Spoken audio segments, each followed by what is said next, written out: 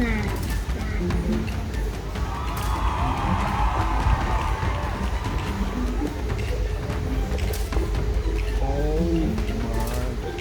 một trăm nghìn là em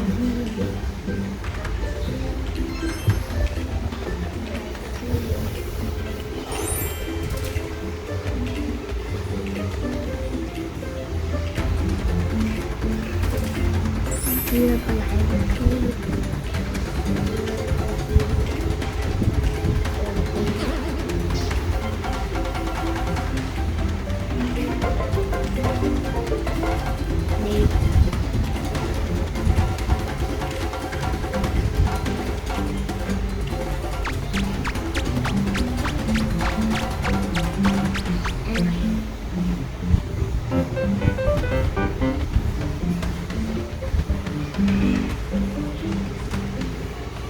ông rồi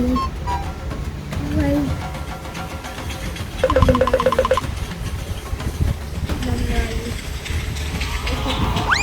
mới thôi tiếng nhầm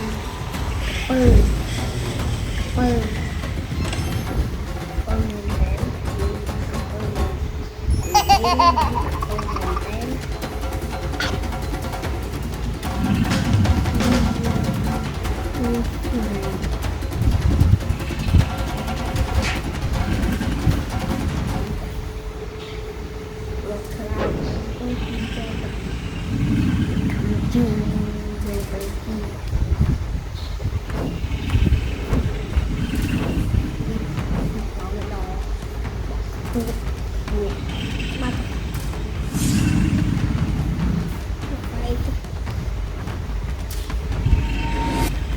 trôi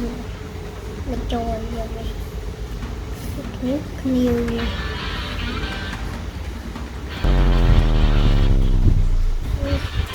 nước mùi tàu mai mùi cà phê như khăn nhiều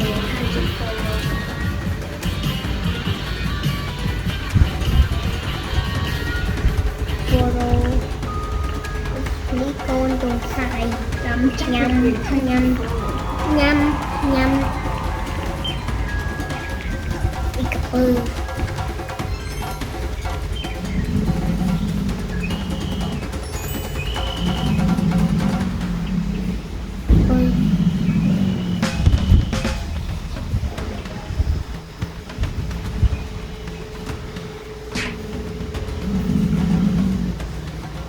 follow nè